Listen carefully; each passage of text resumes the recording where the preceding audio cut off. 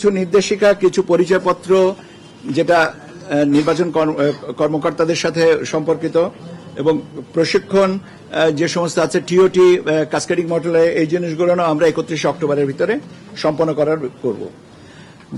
Ballot box যেগুলো আছে, আমাদের কিছু ব্যালট বক্স এবং তার ব্যবহারের উপযোগিতা কি পর্যায়ে আছে, এগুলো অলরেডি আমরা যাচাই বাছাইয়ের জন্য আমরা মাঠ পর্যায়ে অনুরোধ করেছি এবং আমরা আশা করছি যে 30 নভেম্বরের ভিতরে আমরা এই জিনিসটাকে কমপ্লিট করে বুঝতে পারবো যে আমাদের স্টক সাফিসিয়েন্ট আছে কিনা। আমাদের প্রাথমিক ধারণা যে আমাদের যে ব্যালট বক্স যতগুলো লাগবে আমাদের কাছে সেগুলো মজুদ আছে।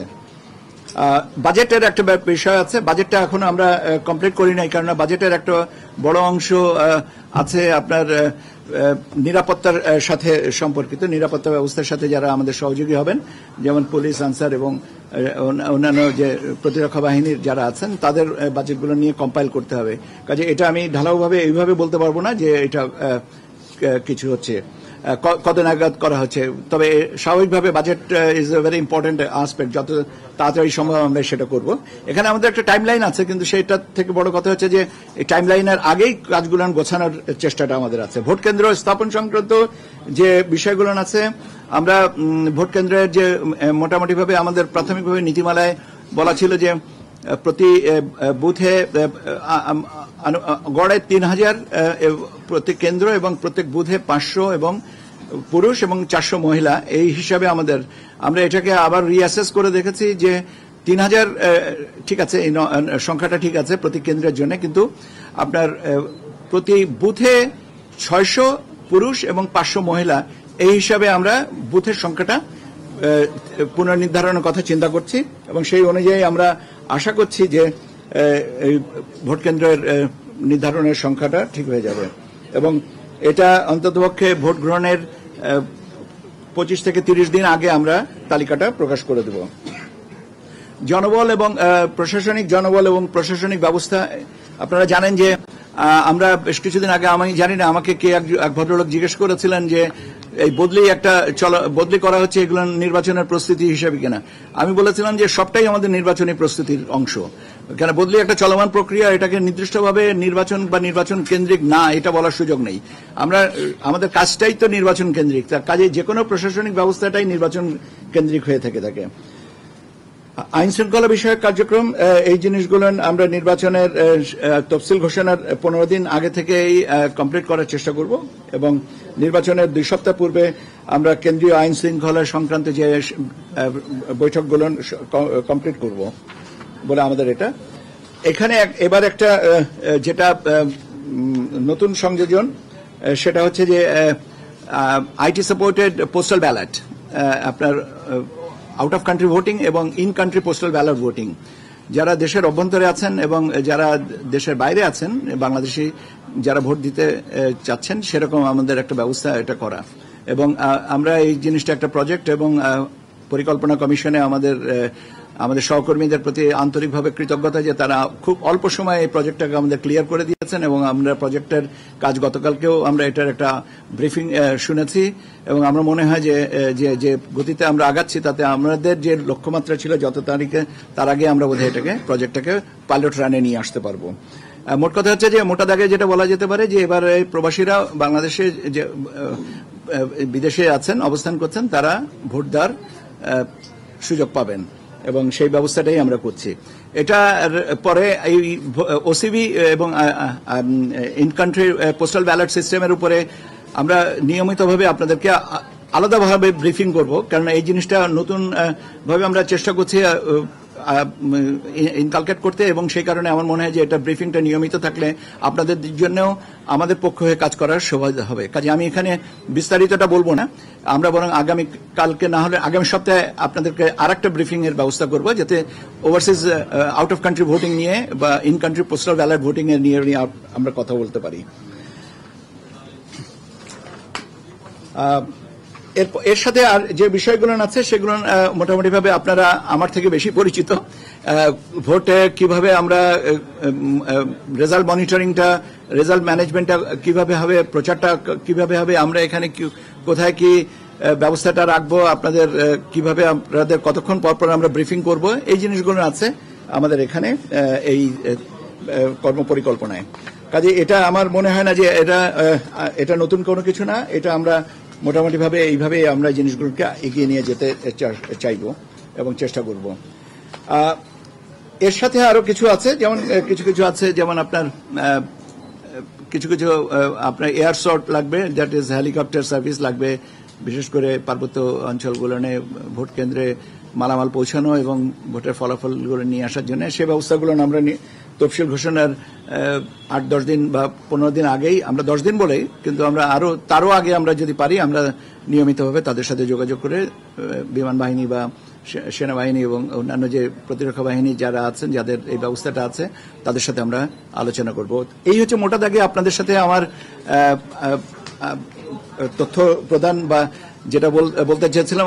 আপনারা প্রায় আমার কাছে জিজ্ঞাসা করেন যে আমাদের কর্মপরিকল্পনাটা আমরা কবে দিব।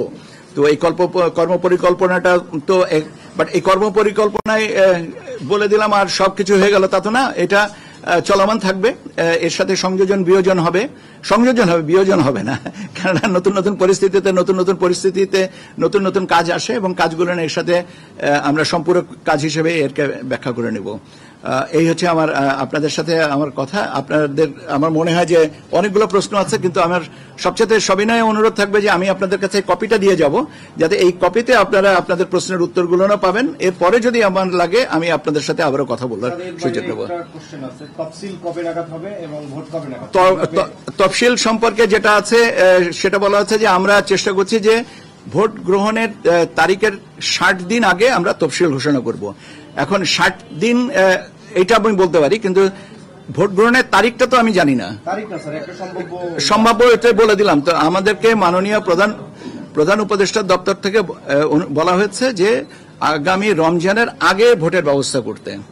এখন আগামী রমজান, আমার যদি ভুল না হয়ে থাকে তাহলে 17 বা 18 ফেব্রুয়ারি বা 19 তারিখে এরকম দিকে হবে। কাজে আপনি ওইভাবে হিসাব করে নিতে পারেন। আমাদেরও হিসাবটা 17 কি 18, আবার রমজানের সাথে তো চাঁদ দেখার ব্যাপার আছে। কাজে এই মুহূর্তে তো কত তারিখে চাঁদ দেখবে এটা তো বলতে পারছি না। একটু সম্ভাব্য কেন, আমি পুরোটাই বলেছি, সম্ভাব্য তো আর কিছু নেই। আপনি আপনার হিসাবটা আপনার কাছে, আমার হিসাব যেটা আমার থেকে বলার দরকার সুযোগ আছে, আমি সেটা বলে দিচ্ছি। জনগণকে বোঝানোর জন্যই বলেছি। আমি 60 দিন কবে হবে আপনি কি মনে করেছেন? আপনার প্রশ্নের কারণটা আমি বুঝিনি। আপনাদেরকে ধন্যবাদ। আচ্ছা বলেন।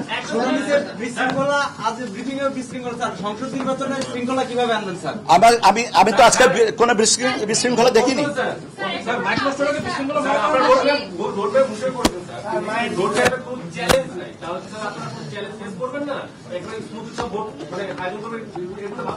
প্রতিটা জিনিসই চ্যালেঞ্জের।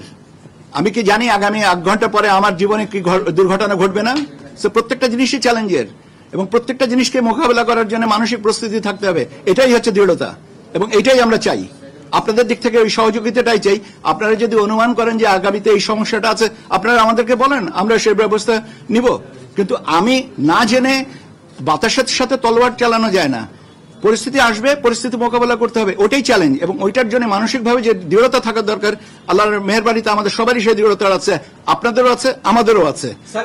স্যার, এক্সিস্টিং পলিটিক্যাল যে সিচুয়েশন এবং ল এনফোর্সমেন্ট যে সিচুয়েশন, এই সিচুয়েশনে কি আপনি মনে করেন যে সুষ্ঠু ভোটের পরিবেশ আছে? কেন থাকবে না? Existing law and order situation এটা স্বরাষ্ট্র মন্ত্রণালয়ের বিষয়। আমাদের বিষয়টা হচ্ছে যে নির্বাচন সংক্রান্ত কার্যক্রমগুলো এগিয়ে নিয়ে যাওয়া। আপনি আমাকে নির্বাচন সম্পর্কিত কার্যক্রম বলেন, আইন শৃঙ্খলা পরিস্থিতির ব্যাপারে আপনি স্বরাষ্ট্র মন্ত্রণালয়ের স্বরাষ্ট্র সচিব বা ওনাদেরকে জিজ্ঞেস করেন। আমি ওইটার রেফারেন্সে এটাকে মানে কোরিলেট করা তো বোধহয় বুদ্ধিমানের কাজ হবে না। আস্তে আস্তে আস্তে আস্তে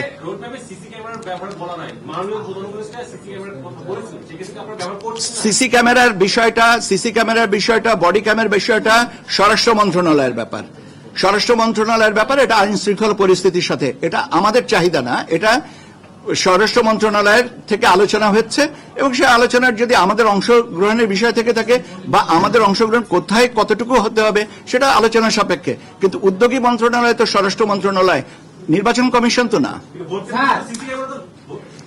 এটা তো ভোট কেন্দ্রের সিসি ক্যামেরা থাকা লাগবে কি লাগবে না, এটা নির্ভর করতেছে তো স্বরাষ্ট্র মন্ত্রণালয়ের অনুমানের উপরে।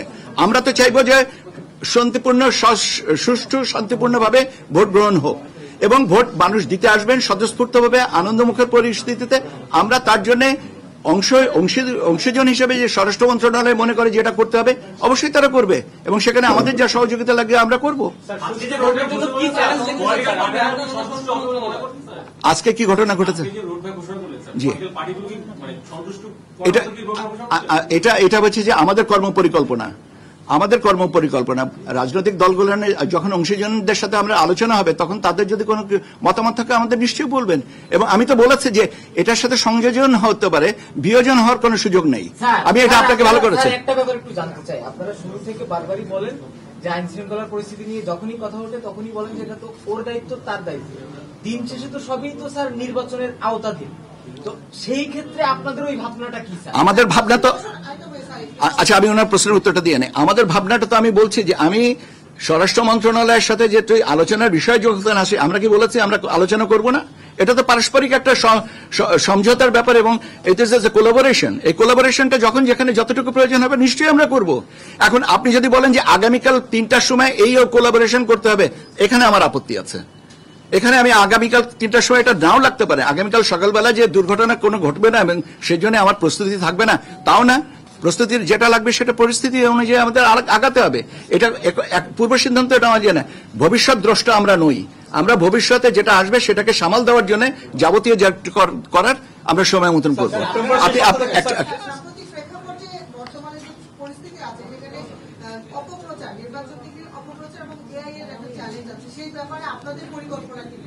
এআই এটা আমাদের মনে হয় যে this is a very interesting এবং এটা একটা চ্যালেঞ্জ। আমি নিজেও স্বীকার করছি, এটা স্বীকার করি, এটা স্বাভাবিকভাবে এটা challenge. AI, miss information, disinformation, fake information, এগুলো অনেক তাত্ত্বিকভাবে যে আমরা ট্যাগিং করি না কেন, এটা একটা চ্যালেঞ্জ। আমরা এটা নিয়ে কাজ করছি। আমরা এটা নিয়ে আমাদের যে ভিতরে আমাদের সংশ্লিষ্ট যে সংস্থাগুলো আছে তাদের সহযোগিতা নিয়ে আমরা এটাকে অ্যাড্রেস করব। একটা জিনিস বলা ভালো যে আমরা কি আমাদের সবকিছুই সামাল দিতে পারবো? চেষ্টা করব যাতে সবকিছুটাই সামাল দেওয়া যায়, কিন্তু এই সামাল দেওয়ার ক্ষেত্রে কিন্তু আপনাদেরও একটা যথেষ্ট বড় ভূমিকা আছে। কাজে আপনারা আমাদেরকে সহযোগিতা করেন, নিশ্চয়ই আমরা আমাদের অভিষ্ট লক্ষ্যে যেতে পৌঁছাতে পারবো।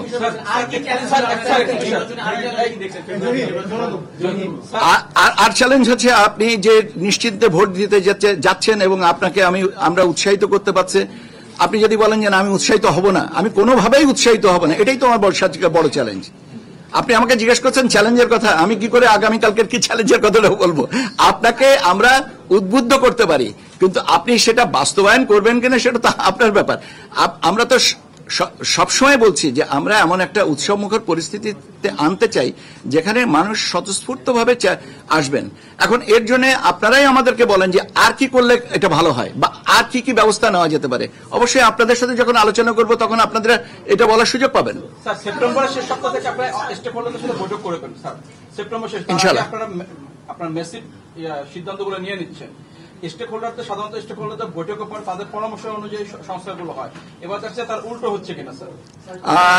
এটার ঠিক আমি এইভাবে পুরোপুরি আপনার সাথে একমত। স্টেক হোল্ডার্সদের সাথে পরবর্তীতে কথা যদি সংশোধনী যেটুকু যদি লাগে, আমি বলেছি যে সংযোজন হতে পারে, বিয়োজন হবে না। সংযোজন যদি লাগে সেটা আমরা সেভাবে অ্যাড্রেস করব। কতটুকু লাগবে সেটার উপরে নির্ভর করে। যদি ম্যাসিভ হয় তাহলে সেই জিনিসটা আমার মনে হয় না যে এটা, কেন ইতিমধ্যে তো আপনারা জানেন যে নির্বাচন ব্যবস্থাপনা সংস্কার কমিশন তারা বিভিন্নভাবে করেছেন, ঐক্যমত্য কমিশন আলোচনা করেছেন। কাজে আমার মনে হয় না যে অতটা, এটা আমার মনে হয় না কথা বলছি। এবং তার পরবর্তীতে যে বাস্তবতাটা তো স্বাভাবিকভাবে পরবর্তীতে বোঝা যাবে।